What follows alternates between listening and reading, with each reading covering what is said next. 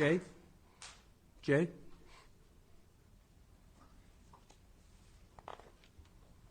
How are you tonight? Good, good. Good to see you again. Good to see you. I've actually got a video I want to share too. Should I do that first? Teresa, have you seen this? Okay, sure. Which, by the way, just a good reminder, if there's a presentation you'd like to show the town council, we just ask, or a PowerPoint presentation, that you run it by the town secretary before noon of that day, just so we can kind of make sure that we just have a general idea of what's going to be shown. But far away, Jay. Well, a lot of things have come up, and visuals seem to answer a lot of questions. So I've been spending a lot of money fighting this for a while, and I wanted to show this that may answer a lot of your questions. So if I may, I'd like to go ahead and play it. Well, it's not coming back to here we go. Is this your home? Yes, it is. I'm sorry, J. Squyres, 3208 Village Crest Court. If it doesn't load, then I've got it's low def, but can you do full screen? Okay, gotcha. Sorry. Okay, I'll start one more time. I apologize.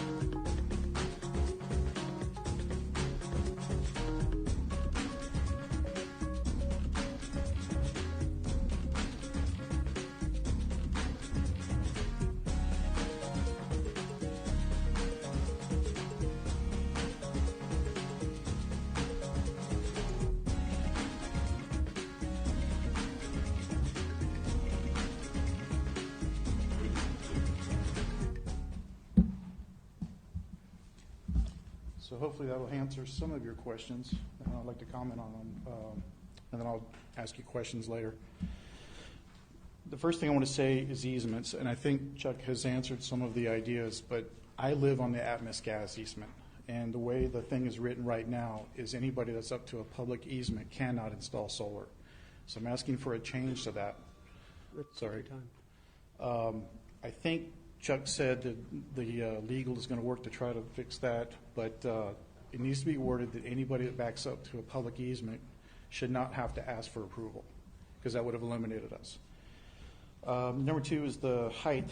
14 feet is where your special accessory is right now. There are many residents that live in areas where they cannot install on their roof or in their yard. Arlington just passed a city ordinance that allows 20 feet, and I included it in the email. So there are other cities that are understanding solar and they're understanding the needs, but they're still putting limits. So Arlington had a limit of 20 feet. You can still do a pole mount. You can still let residents install that can't do in their yard or the roof, and that should take care of that. Screening, I'm obviously against it. I've been doing videos. I have numerous emails I've included, so I'll leave it at that. And I think that's it. So I can answer questions or write them down for later. Hey, Jay, how big's your lot? We got half an acre. Half an acre. Just got to ask you, how long have you had that? We did the maximum installation that Encore allowed every year for 3 years in a row.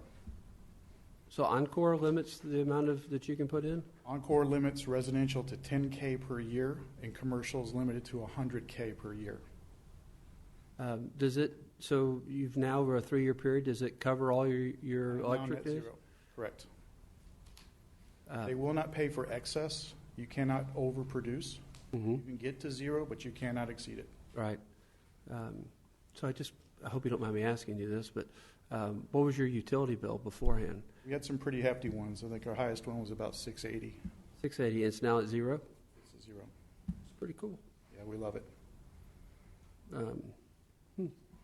Anybody have any questions for Jay? Does Encore love you? Encore does. I actually been doing some feedback because I wanted to make sure the government wasn't paying for this, and they're not. Their regular ratepayers are paying for it.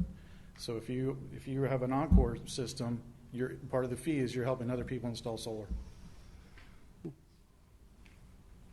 Okay. Thank you, sir. Sure.